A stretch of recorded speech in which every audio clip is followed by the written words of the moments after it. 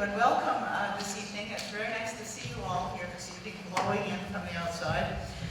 For those of you who don't know me, may not know me, I'm Susan McDaniel, and I'm Director of the Prentice Institute for Global Population and Economy here at the University, and Canada Research Chair on Global Population and Life course. Before introducing our guests, I really want to thank a few people, very briefly. It's not going to be Academy Awards or anything like that, but I want to thank a few people. In particular, all the people who worked at the Prentice, every one of whom has contributed tonight. Some of them with muscles bringing things back and forth, with water, with whatnot. So I thank all of those people, and I thank the several research affiliates of the Prentice who helped, particularly Rick Mueller, who's been very important, but also Pascal Gazanian. And of course, the associate directors of the Prentice, Trevor Harrison and Alexander Darcoux. We have decided that we'll divide the pleasure of the introductions and the formalities, and I'll try to make it relatively short, but I do want to introduce Miles properly. So I'm going to do the introduction, and then Alexander Darcoux, who's associate director sitting right over here, will do the concluding remarks. So let me just say briefly that, first of all, we welcome Miles Corak to the University of Lethbridge. We're delighted he's here. This is the second time he's been here, but last time he was here virtually. So this time we actually get to see him and talk with him, but he came in by special camera equipment to my graduate course in International Social Policy. So some of you people in that course have had the opportunity to interact with him, and others of you may know his work.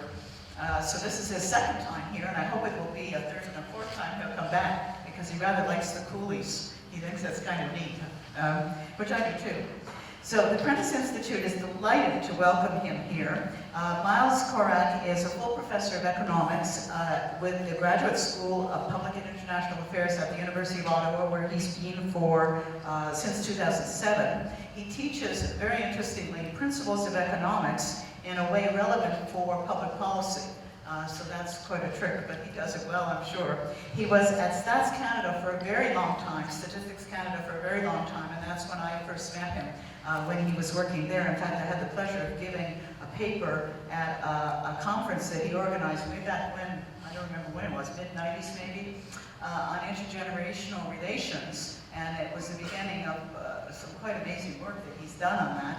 And it came out as a book when I had a chapter, so that was quite a while back by now, but it started a long and interesting series of research for him, and for me too, on intergenerational relations in different ways. Much of his research involves comparisons across countries, which I really think is quite important. It focuses on labor markets and social policy, and his many published articles, always meticulously done, focus on child poverty, access to university education, social and economic mobility, which is his topic tonight, unemployment. Currently, he's working on the socioeconomic status of immigrants and children, and gave a very interesting talk today, a small seminar on that research, and also comparisons of child development and well-being in the more developed countries. So you can see he has wide interests. I think he's interdisciplinary, all-in-one person, which is wonderful. Along with that, he writes a regular blog, and he's edited 3 books. His most recent is Generational Income Mobility in North America and Europe. He's affiliated with a number of research institutes around the world, and I won't elaborate them all, but I am pleased to say he's going to be affiliated with our research institute here, and he has accepted our invitation to become a research affiliate at the Prentice Institute here at the University of Lethbridge, which pleases me no end. He has also some interesting other claims to fame, and I'm just going to mention a couple. His research has been cited by many in major print and electronic media, including, to just name a few, the Wall Street Journal, the New York Times, the Economist, Bloomberg Business Week, the Sunday Times, the Guardian, the Washington Post, as well as the BBC, the CBC, TVO, and the Globe and Mail. This is a man who makes his research walk and talk in the world and make a difference, which leads me to my next point. In his research that he's going to be speaking about tonight, which is not on the screen, but you can see the posters, talks about the Gatsby curve. The Gatsby curve is in fact not his term. So where did this come from? It came from a very interesting place. It came from the chair of the Economic Council, the chair of the Council of Economic Advisors to President Obama. And it was based on Miles Corak's work. So let me just read to you what he says, very briefly, a couple of sentences. This is Alan Kruger, who's writing from the White House in a speech in January 12, 2012, where he says, recent work by Miles Corak finds an intriguing link between intergenerational income elasticity, he'll tell you what that is, and income inequality at a point in time.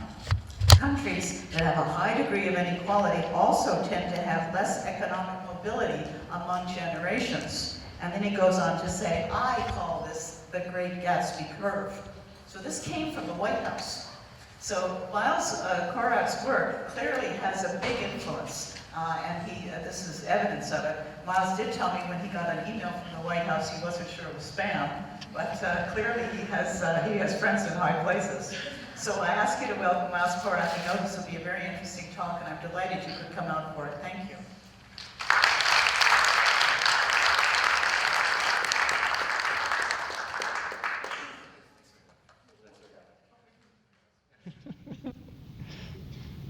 Okay, well, thanks very much for that warm welcome, Susan. And actually, I'd just like to begin by thanking everybody at the Prentice Institute and here at the university for so warmly welcoming me over the last day and a half or so. And can you hear me all then? Is everything okay? Yep, seems to be. And also, thank you very much for coming out tonight and sharing this lovely space with me. And I hope we can engage in a conversation towards the end of the talk. But I do hope that they did warn you that I am an economist. So I suggest you put your trays in the upright position and fasten your seatbelts, because this is going to be a data-intensive talk, and I'm going to make, I hope, a clear storyline, but it's going to revolve around evidence. But I thought I'd begin tonight with my best impression of Leonard Cohen, if you'll permit. And Leonard Cohen, of course, is one of Canada's greatest exports to the art community, the most famous poet, who once wrote in one of his songs, how's it go? Everybody knows that the dice are loaded. Everybody rolls with their fingers crossed. Everybody knows that the war is over. Everybody knows that the good guys lost. Everybody knows the fight was fixed. The poor stay poor and the rich get rich. Everybody knows that's how it goes. Well, it certainly goes that way for Leonard Cohen. If you know anything about him, he was raised in one of the most wealthiest neighborhoods in Canada, in Westmount, Montreal, and he got very rich. But he started off with considerable talents, and changes in technology and the globalization of the world allowed him to project those talents across the globe and make phenomenal earnings as a result. And as relevant as that is, I just wonder to what degree the rich do stay rich. Leonard Cohen is, of course, one of the most famous Canadian artists in the world, but he's only one of them. The most famous Canadian artist, the best-selling Canadian artist, is, of course, Shania Twain. And I'm enamored by her story. I don't know if you had a chance to read her autobiography, but it's a story of a young woman who was born in Northern Ontario. Shania Twain never knew her biological father, was raised in a family with 4 other siblings, with 3 different biological fathers, although she did grow up with a stepfather who was a native person from the Temagami area in Ontario. And Ms. Twain, as you know, of course, is the country pop megastar who sold more CDs than any other person on earth during the 1990s.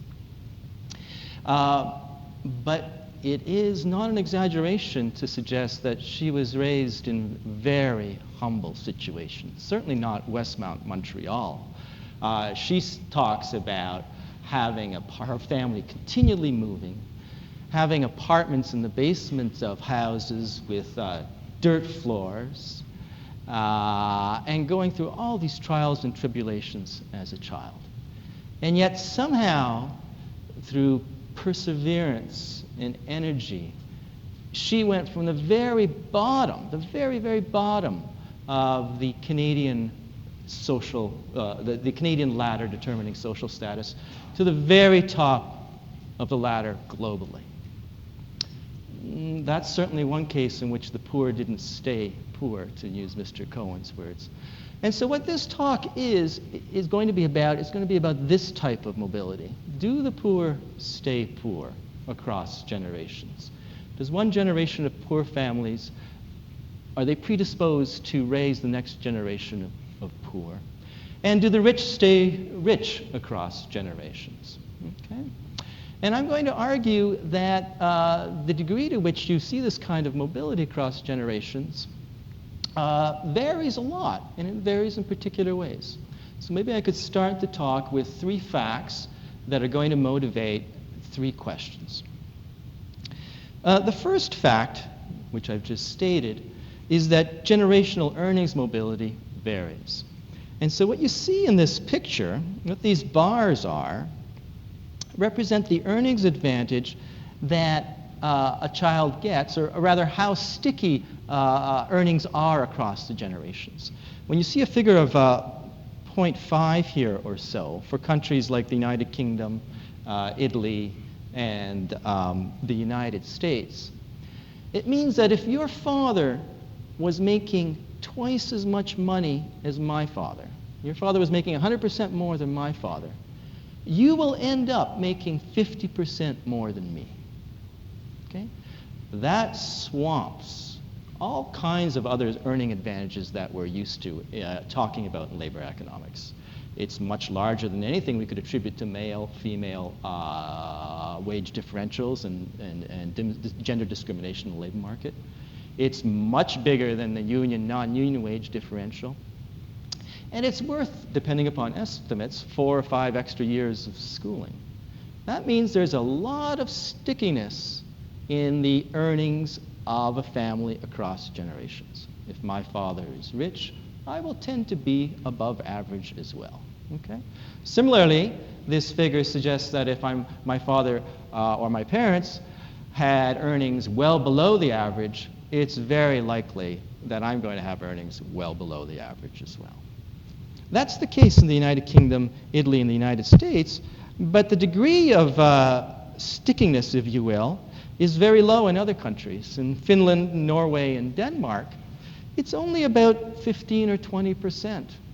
So if your father made 100% more than my father, you would only end up making about 20% more than me if we lived in Finland or Norway, and only 15% more if we lived in Denmark. Okay? So there might be some tie between your earnings and your father's earnings. That'll disappear in 2 generations. There'll be no tie between your earnings and your grandfather's earnings. And that's what I mean by generational mobility. And this is one statistic that the community of labor economists to which I belong uses to measure mobility. There's a lot of other ones, but the point is it varies. And Canada sits somewhere in the middle, along with Australia, at about 0.25.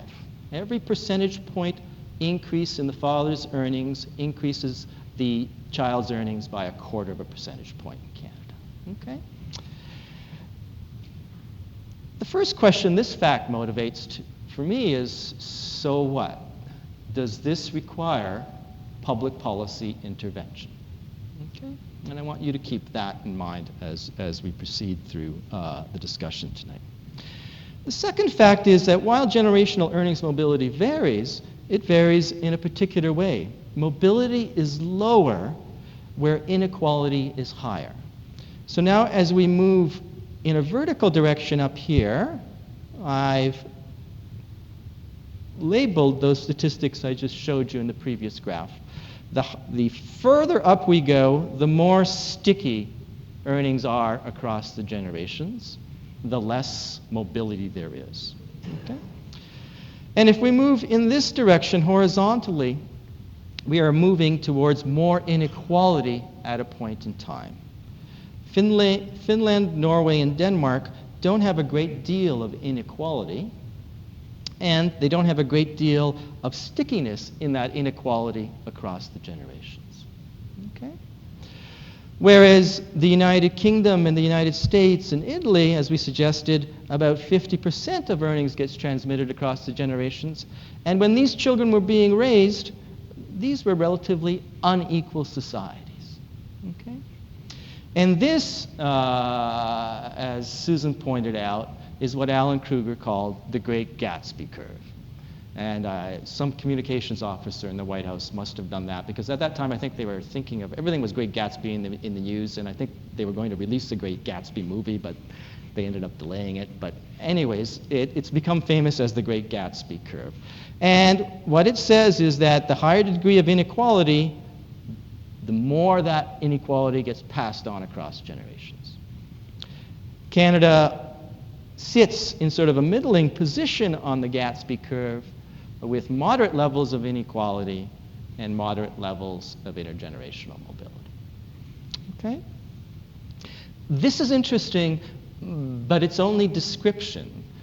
If we make a case that there's a need for public policy intervention, a need to, if you will, increase the degree of intergenerational mobility, we need to know why. What are the underlying causes or drivers of this relationship? Okay?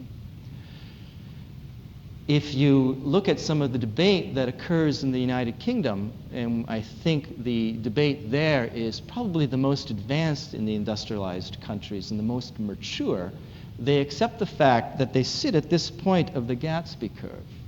Okay? Nobody's questioning that in the UK. And they refer to this as degree of social mobility. Where they have their arguments are on what to do about it. And Ed Miliband, who is the leader of the opposition of the Labour Party in the UK, has called inequality as the evil twin of social mobility. All right? And so for his party, if we can just reduce the amount of inequality in society, it'll promote mobility in the next generation. Okay? Tax the rich, give to the poor, and you can slide down the Great Gatsby curve and in the next generation promote mobility. That would assume that this curve has got sort of a causal underpinning to it. All right? Now, in the coalition government, Nick Clegg, the leader of the Liberal Democratic Party, holds this file, the social mobility file. And he and David Cameron have argued, in fact, that we shouldn't be doing taxes and transfers, that the problem really is with parenting. We should help parents and families and the characteristics of families, because ultimately families are responsible for how their children fare. Okay? So it's a very different perception of what's driving this process. So we need to be clear as we progress tonight, what are the underlying drivers if we want to speak about public policy? Okay? And the third fact I want to leave you with is a fact that sort of raises the importance of doing all this. In fact, inequality has been rising in most countries. I've taken this graph from a very important publication by the OECD, a Paris-based think tank for the rich countries. And the publication is called Divided We Stand. So if you're a policy wonk or an economist, this is your go-to manual on inequality in the rich countries. And what they've done is they divided all of the countries that they analyzed into three groups: those in which there's been decreasing inequality between the years 1985 and 2008, and there's only two of them. Three countries in which there's been not much change in inequality, and the majority of the countries in which there's been increasing inequality. So the little bar is the starting point of a measure of inequality, the so-called Gini coefficient. And this is the figure of the coefficient in 1985. And the tip of the arrow tells you what happened up to about 2008. All right? So if you see an upward arrow, it means inequality is increasing in these societies. It's increased in Mexico. It started off at a very high level in 1985, and it rose even further in 2008. But it's quite noticeable that this has also happened in the United States, in Israel, and in the United Kingdom, all high inequality societies about a generation ago who've seen their level of inequality rise. And this has also happened in our country, in Canada as well. All right? So the question we might think about is this era of rising inequality that we're living in going to mean that advantages for relatively poor people are going to be compromised in the next generation? Does it mean the rich who are capturing all these gains now are going to be able to pass that on to their children in the next generation? Okay? Not only has inequality been rising, but it's been rising in part because of what's been happening to top incomes. And this is in part what motivated Occupy Wall Street last year. This is the share of total earnings or total income in these societies going to the top 1%. In this particular graph, also drawn from the OECD, the starting point is 1990, but these patterns started changing actually a decade earlier in the late 70s, early 80s. So in the United States, in 1990, the top 1% earned 13% of all of the income in the United States. And that increased in 2007 to 18 or 19%. All right? It increased very significantly in Canada as well, starting at a base lower than the United States at around 8 or 9% and rising close to 14% now. So the top 1% is taking 1% of all of the earnings in our society. And the question I want to ask is not the tired old question of who gets the pie and how we should fight over these riches, okay? They sort of battle over taxation, but rather the implications of this for mobility, okay? So those are my 3 facts and my 3 questions that arise, all right? Social mobility varies, and I'm going to suggest that should be a public policy concern. It varies in a particular way, but the underlying contexts, or the underlying drivers, are quite complex, and there's no magic or single silver bullet that can address these problems. But thirdly, in societies like Canada, who have done relatively well, thank you, should still be concerned about this issue because inequality is rising. And the question is whether that will influence the important institutions that deliver mobility. Okay? So that's going to be my storyline. And towards the end, if there's time, I hope we'll have time for questions. And if there isn't, I can sing a few stanzas from Shania Twain if you like. But I don't think you want that. So get your questions ready as we proceed.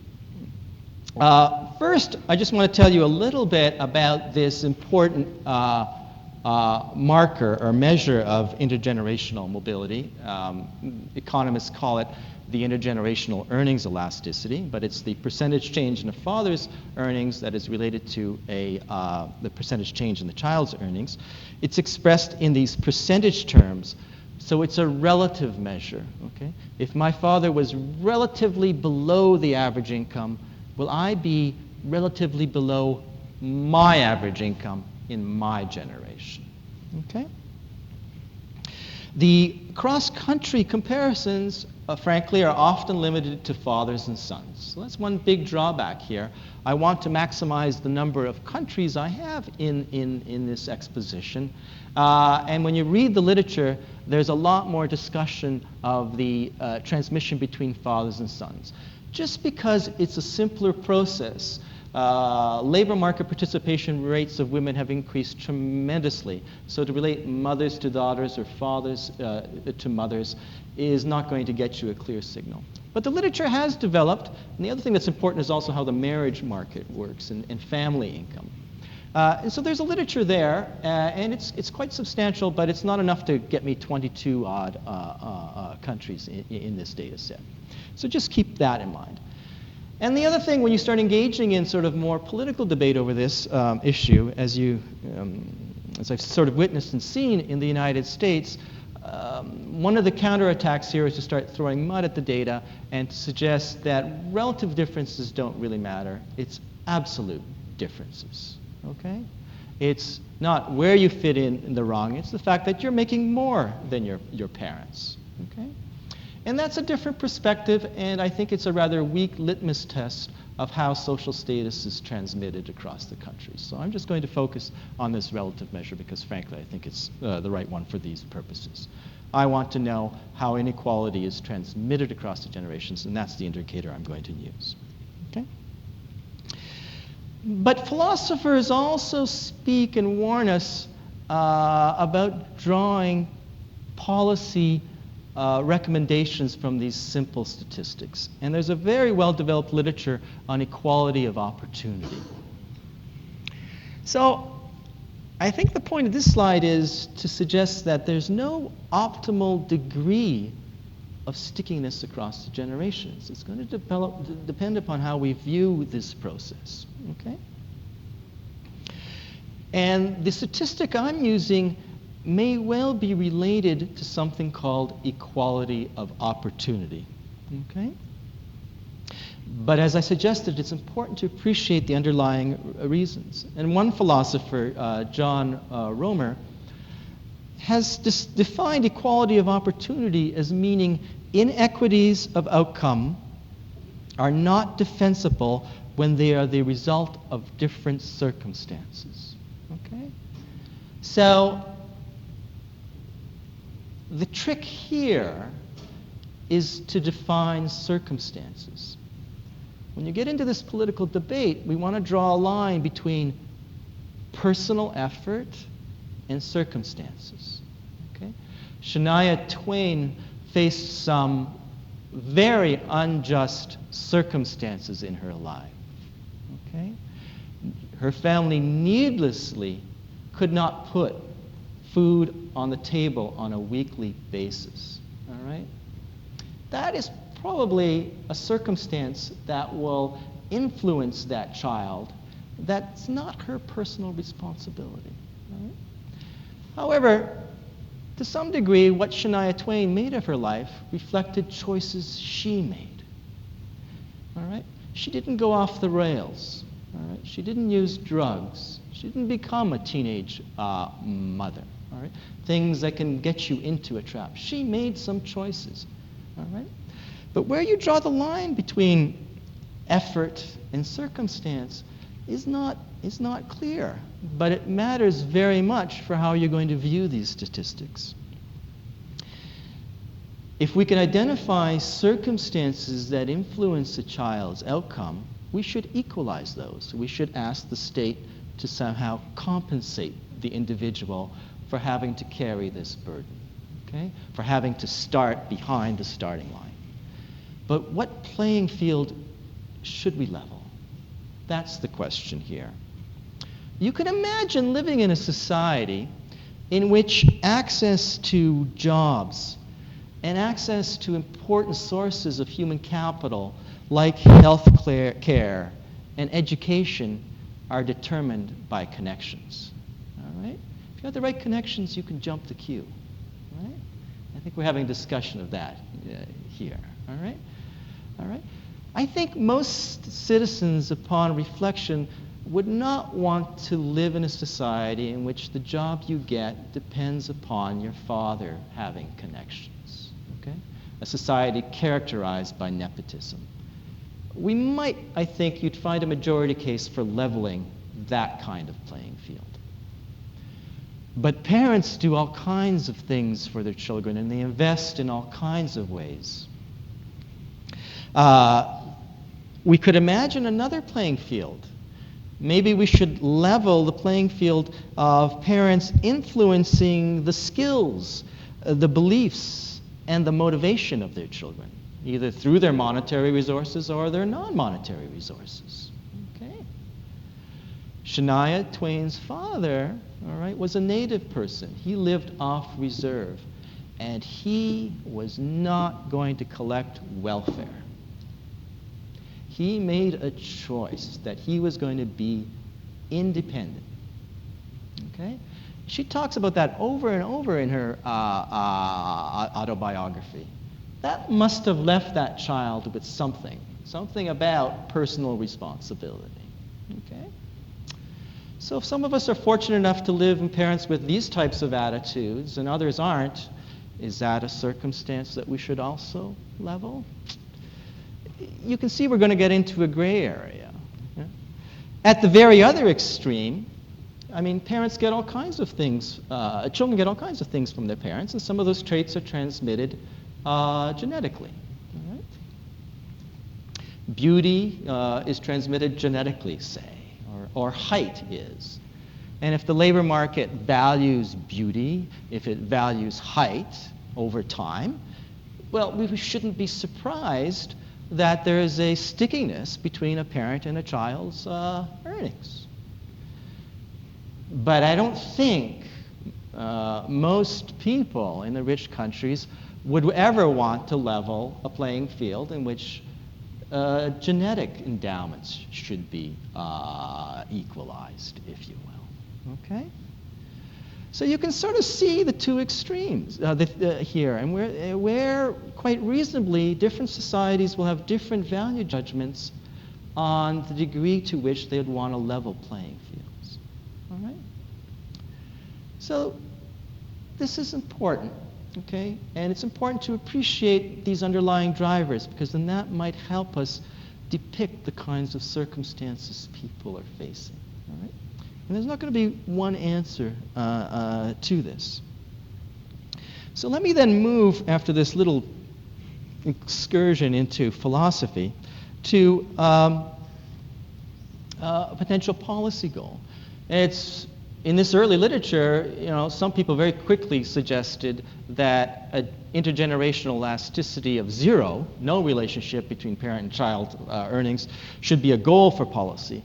I don't think we want that, all right? And I don't think that should be a goal, just as for the reasons I've just described. And in fact, even in the most mobile countries, in Denmark and Finland and Norway, they have not completely eliminated the link between parent and child's earnings, all right? But I still feel in some way that a lower stickiness is a better thing, okay? And just ask people. What I've done in this graph is gone to a survey called the World Values Survey, where for economists they ask a very interesting question. They ask people how happy they are. On a scale of 1 to 10 or 1 to 5, there are a series of different happiness or life satisfaction questions. And so what I did is I've graphed the generational earnings elasticity here. Okay? So here's our 0.5 now. So as we move this way, we are getting more and more sticky, less and less mobile. And in each of these countries, I've determined the proportion of individuals reporting a very high level of life satisfaction. Okay? And economists and psychologists have looked at these data, and it's an evolving field, and people are becoming more and more comfortable. It's very difficult for economists to become comfortable with the statistic that relates to happiness, being the dismal science. But people are becoming more and more comfortable with these statistics. And in Denmark, if you ask this question to a representative sample of people, close to 80% will say that they have a high level of life satisfaction, very happy. Whereas in Japan, it's quite low, and also low in France and Italy. But my point here is it's sort of related rather loosely with my mobility statistic. The more mobile a society, the more happy you tend to be. And my co-author and I have looked at this in a lot more detail, and it varies in the way that you might imagine. If you ask this question of older people, okay, of senior citizens, and you plotted this for senior citizens, you get no relationship. Senior citizens presumably don't care so much about mobility in the future. Whereas if you ask it of young parents, young people with children, you see the relationship very clearly. All right? So I'm suggesting you might want to think about moving a little bit in the direction of lower mobility. There is some sort of social welfare case to be made for that. All right? So it is a policy goal. All right? Let me move two determinants. So that answers sort of my first question. Yes, it's something we should be worried about, but we really need to understand the drivers as to how we should worry about it.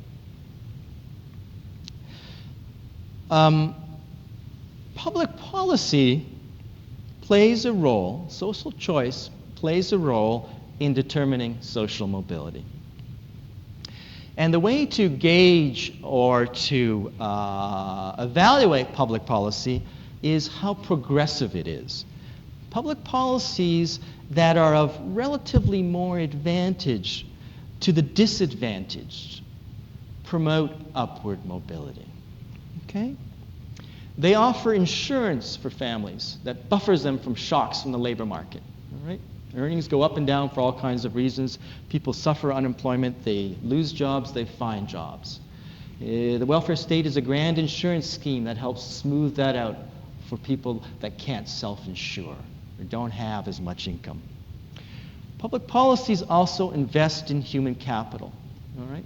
So human capital are those traits that influence your long-run earnings, but that are subject to some choice, some economic choice.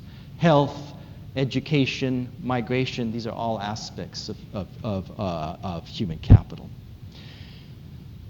So if we have relatively more investment by the public sector in the human capital of the relatively disadvantaged, you will see more mobility. Mm-hmm.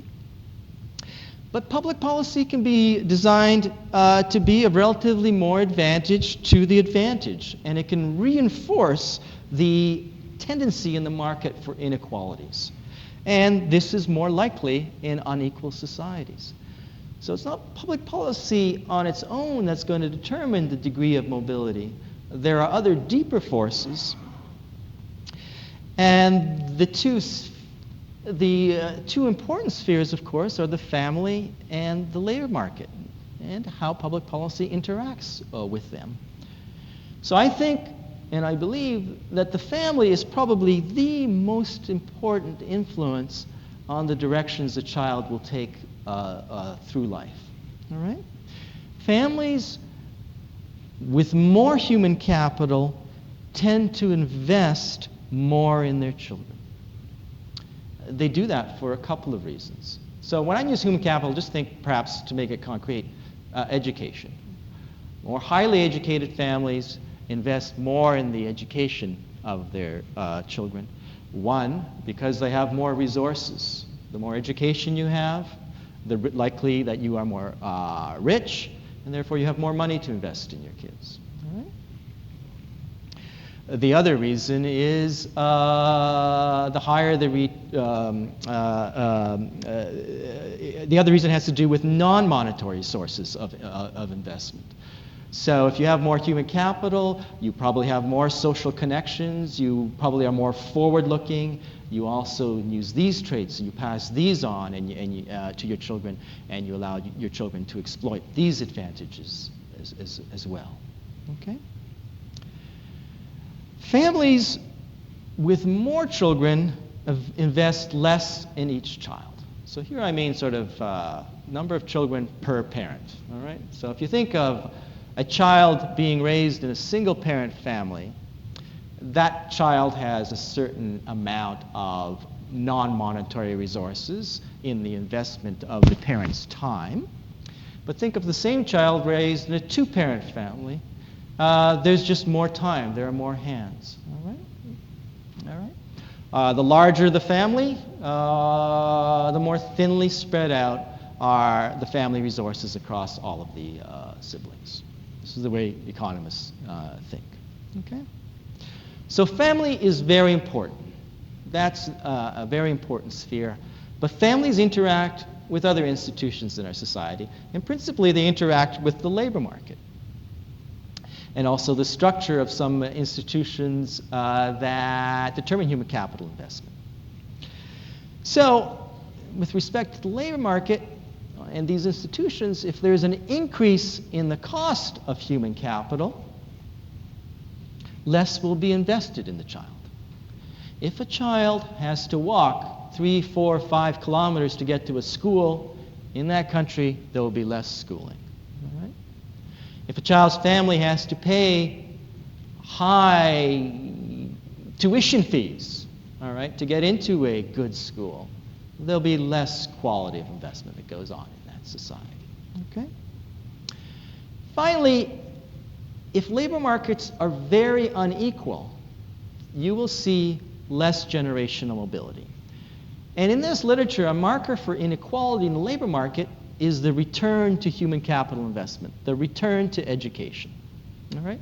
So typically in many countries, an extra year of schooling buys you somewhere between, 6 to 12% increase in earnings. All right? The greater that return is, the more unequal the labor market. Okay? And the less intergenerational mobility there'll be. In part because the rich will have more resources, but also because the rich see this signal that human capital investment really matters, and they're going to be very competitive, and they're going to invest more in their kids. Okay? They have both opportunity and incentive to do that. So labor market inequalities will get shadowed into the family. Leonard Cohen grew up driving his tricycle, wearing a suit and tie. His father owned a clothing business, and that's how he dressed the kid. And that's what he did up and down the streets of Westmount, Montreal, all right, which is on a hill that very few people fall off of. Okay? All right? But I'm not going to go through Cheyenne Twain's experience, but you can imagine it was something quite different. All right?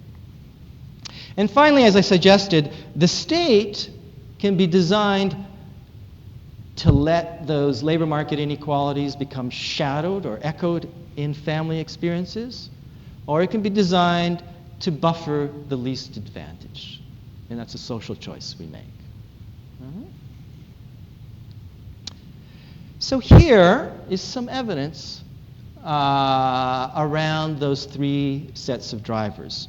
Let's first look at the return to education, because it's very important. So a higher return to education implies more investment in human capital. It changes opportunities, it changes incentives, and therefore it determines the degree of mobility. As usual, as you move from the lower end to the higher end of our graph, the degree of stickiness in earnings is getting higher and higher. There's less and less mobility. So there's the elasticity I've plotted up here. But along this axis, I have the, and this is just descriptive, taken from OECD data, I have the earnings premium of a university-educated person over someone with a high school diploma. So if you see the number 100 here, it means someone with a university degree makes the same amount of money as someone with a high school diploma. All right? 180 means someone with a university degree makes 80% more on average than someone with a high school diploma. Okay? And I'll take that to be my marker of the returns to schooling. And again, you see this positive relationship. The higher the returns to schooling, this is for men because, as I said, I'm focusing on this father-son relationship. The higher the return to a university education, the more sticky earnings across generations. And this is very important to understand what's driving things in the United States. The return to education is very high, therefore labor market inequalities are very high, and that gets echoed into family resources and investments in human capital. All right? It's also important in the United Kingdom, and it's what makes Canada different from the United States. All right? So the way labor market economists think about what's happening to returns to schooling is to treat people like commodities. There's a demand curve and a supply curve for people, just as there is for oil or for other things. And there have been a lot of changes in the labor market that have increased the demand for high-skilled people, okay, people with a university degree. In Canada, the supply of people has kept up with the demand, and the return didn't go up as much. It's not the case in the United States. We also had in the United States the same global demand shocks, same technology shocks that increased the demand for high-skilled labor, okay? But supply couldn't keep up with demand in the United States, and returns went up, okay? And that affects how families work and how education institutions work. Right? So these investments in human capital in education really matter. Who makes them? Here again, as we move in a vertical direction, we're moving towards more and more stickiness across the generations. But horizontally now, I've put out the education gradient. What this statistic is the relationship between a parent's years of schooling and the child's years of school. This says, for every extra year that your parent went to school, how many extra years of schooling do you get? So in the United Kingdom, if your father has one more year of schooling than my father, you are likely to have 6/10 or more of a year than me. All right? What's driving it in the United Kingdom is this stickiness in education across the generations. University-educated people have university-educated children to a very high degree. Okay? Somewhat less so in the United States and less so in Canada. All right? So you can see why we're sort of a middling country. Getting education doesn't matter that much to your earnings, and you're more likely to get it regardless of your family background. All right? That's what's contributing to mobility. But again, you see this strong positive relationship. So the intergenerational transmission of education is an important driver of the intergenerational transmission of economic status, of earning status. Okay? Now, I want to say that, first of all, let me make clear that money matters. There is some truth to what Ed Miliband said, that the evil twin of social mobility is inequality. All right? It's better to be born in a rich family. All right? Here's the difference between Canada and the United States. Canadian children, if you put them in the American income distribution, and that's what this graph does, would appear to be lower middle class Americans. So what I've done in this graph is I've divided the American income distribution into 10 equal parts. Okay? The bottom 10th and all the way up to the top 10%. So this is the American income distribution for all people in the country. Okay? So 10% of the population would fit into each of these groups. Then I've gone to American families with kids, and I've asked, where do the kids fit into the American income distribution? So kids tend generally, because of the state of the life cycle of their parents and the way the earnings profile evolves, to be lower income than the overall distribution. You don't see 10% of kids in the top 10%. Okay? Here, you see about 6 or 7. All right? And then I've taken the Canadian children, converted their Canadian income into equivalent American dollars, and asked, where do they fit into the American income distribution? And so fewer of our kids would be in the bottom 10% of the American distribution, but a lot fewer would be in the top half of the distribution, the top 30 or 40%. Okay? We would be in here, sort of below the middle, and between the 20th and the 50th percentiles. Okay? So absolute poverty, in some sense, does matter. And so what really distinguishes Canada from the US is stickiness at the two extremes. The rich are more likely to stay rich in the United States than in Canada, and the poor are more likely to stay poor than in Canada. And part of what's going on is just Canadian kids don't experience the depth of poverty, absolute poverty, that American kids do. So money matters, okay? But more than money matters. But I'll first talk about the situation for the relatively advantaged. And this next slide should be filed under the category, you learn the darnest things from Twitter. So I was, I follow Forbes, the magazine for the rich, on Twitter. And last spring,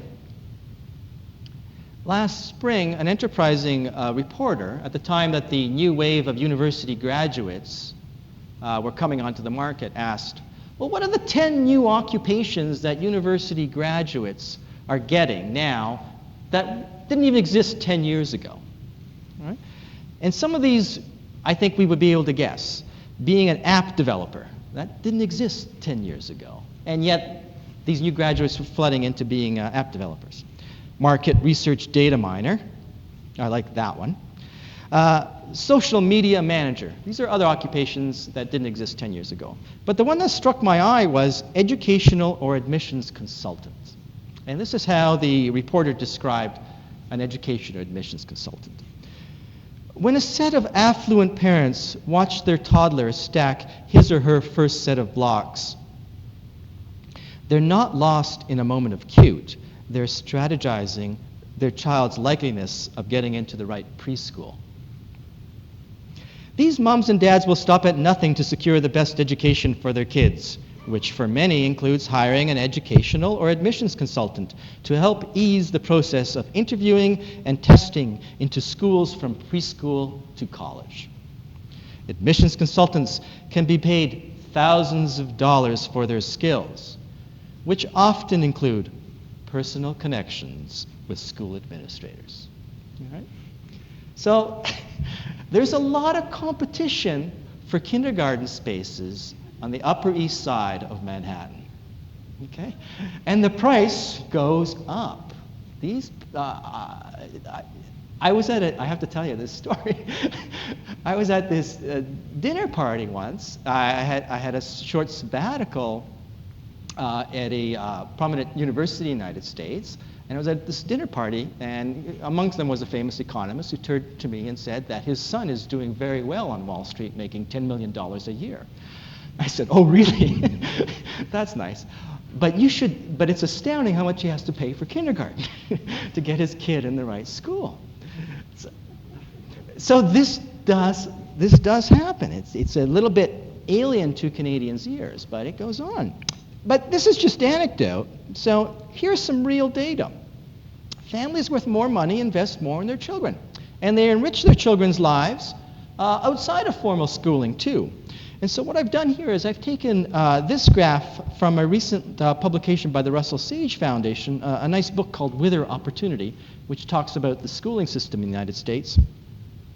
And what the authors have plotted here are something called enrichment expenditures, which the survey says is the amount of money families spend on books, on computers, on high-quality childcare, on summer camps, on private schooling, and other things that can promote the capacities of their kids. And they looked at this for people in the bottom 20%, how enrichment expenditures varied over time, and also for people at the top 20%. So in the 1970s, people in the bottom fifth of the American distribution spent about $800 over the course of the year on these extracurricular activities for their children. And that went up significantly over time to $1,300. So that's about a 50% increase. Okay? But in the top 20%, it started off much higher at $3,500 in the 1970s. Okay? But now, since 1970s, right, what's been happening? Inequality has been increasing. The income to the top shares have gone, to the top 1% has gone up. The returns to education have shot up. People are investing dramatically more in their children's enrichment expenditures. And that's more than doubling for the top 20%. Over $8,000, almost $9,000 per year on average for people in the top 20%. So money matters, and people who have more money will invest more in the human capital of their kids if the market sends them the signal that that's important, and it increasingly is doing so. Okay? That's the story for the relatively advantaged in this very rich country. But let me give you another tail of advantages for more mobile countries like Canada and Denmark. Here in the vertical axis is the incidence of what I call same firm employment. Okay, now listen to me.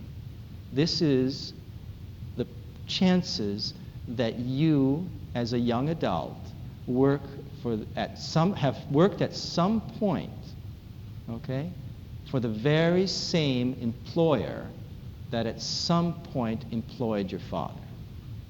Right? I'm going to a group of people in their early 30s, all right, and I'm looking back at all of their past employers from teenagehood, from 16 to about 33 or 34. And I'm looking at all their employers, and then I'm going back to their fathers and looking at all the fathers' employers while the child was being raised. All right? And so in Canada, 4 out of 10 young adults at some point worked for an employer that employed his father. All right? I often ask people what they think this figure should be before I put the data up. And the only people in the audience who come close to guessing 40% are the Italians in the crowd. I would just love to have this figure for Italy. I suspect it's even higher than 40% in Italy. But in Canada, it's 40%. And it's significant in Denmark as well. Sort of the average in Denmark is about 25%. Right? Remember, Denmark was the most mobile society. What I've done here, though, is I've organized the incidence of same firm employer by the earnings percentile of the father. So I've taken the father's earnings and I've divided them into 100 equal groups. So this is the data for a father who was at the bottom 1%. If my father was in the bottom 1%, the chances are about 38% that I had a job with an employer that had also employed my father. And it sort of goes down as the father gets richer a little bit. So 40 is about the average. So in the low end, it's above 40. And then it's sort of below 40. And then it starts rising. And then once you get to the top 10%, the 90th percentile, after that, it quite distinctly is above the average. And then at the very top 2 or 3 percentiles, it shoots up. If you were born to a top percentile father, a father in the top 1%, the chances are 7 out of 10 of those kids were employed by an employer that the father also had. I just find that fascinating. So all parents will stop at nothing to promote the welfare of their kids. And damn it all, if I can get my daughter a job at the University of Ottawa, I'm going to try to do that. All right? Everybody will do that. All right? Social connections matter. And in fact, we know that in labor economics. The most common way of finding a job is through family and friends. Surveys have repeatedly told us. Okay? This is the first time, though, we see it across the earnings distribution. And in Denmark, I did this study with some co-authors who had access to Danish data. Remarkably, there's a difference in levels. You see exactly the same pattern. All right? Now, we can talk about the underlying reasons here, but I suspect information matters. There could be different reasons here. Now, let's be careful. One way to rationalize this is Canada is a bunch of single industry towns. All right? And there's no mobility between towns, so it's not surprising that kids work at the same firm as their father. All right? The mill or the mine is there, it's the major employer, there's nowhere else to work. Okay? All right? That, I think, in part explains the difference in levels between Canada and Denmark. Okay? The other thing could be just information. It's not that the father got the job, but the child just sort of learns about the labor market and the opportunities in the labor market from all of his or her connections, including parents. There's a good deal of occupational transmission across generations as well. And that might be reflected in here. So it's not just nepotism driving this, but when you look at the data a little bit closer, those who are fathers who are self-employed, you tend to see a big increase in the chances that a child will have a job with the same employer. So this might be a field that we might want to level. I don't know, but it's sort of interesting that it's not just money that matters, it's also connections to jobs. Here's some information. That's the relatively advantaged. They have all kinds of advantages. Here's a little bit of information on the relatively disadvantaged. And at one extreme, you can think of a child being born to a teenage mother. That wasn't the child's choice. All right? And that's a more straitened circumstance. It's much more challenging. I'm not saying that it's always challenging, but having a child when you're young can then influence education choices and influences where you end up in the labor market.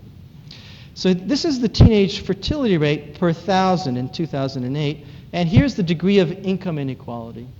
More unequal societies tend to see a higher teenage fertility rate. Okay? Japan and Italy are interesting outliers. They're off of this curve. But just as interesting, the United States is way off this curve on the other end. Mm-hmm. So the labor market is very unequal in some societies, and in some societies, families are very diverse. So I don't mean to focus just on teenage mothers, but the point is there's just much more diversity in family circumstances. Okay? Another aspect that I find interesting is also immigrant children. So immigrant children who come to Canada with their parents, and they didn't decide to come, their parents made that choice. They could arrive as newborns, or they could arrive as 17 or 18-year-olds. But the age of arrival influences, in an important way, education outcomes. So what I have here in the vertical direction is the proportion of children who came to the country, of migrants who came to the country as children, who ultimately did not get a high school diploma. And I'm relating that to how old they were when they came. Did you come as a newborn, a 5-year-old, a 10-year-old, or a 15-year-old? Okay? And each of these dots represents the average number of individuals who came at each age of arrival, the average number that never got their high school diploma in Canada. Okay? So if you came up to about the age of 8 or 9, all right, age of arrival doesn't really influence the chances that you'll graduate from high school. For men, it's about 15% are high school dropouts. And for this particular age group that I'm looking at, that's about the national average. But something very distinct happens after about the age of 8 or 9. And it might be associated with the capacity to develop new language skills. This is just for people who came from countries that did not speak English or French. Right? And so the chances of dropping out of high school and not getting a high school diploma rise quite distinctly by 1 or 2 percentage points for each extra year past age 9. Right? So this is another circumstance, and it reflects another type of investment that parents make in their kids, either knowingly or not knowingly, that influences their outcomes. Okay?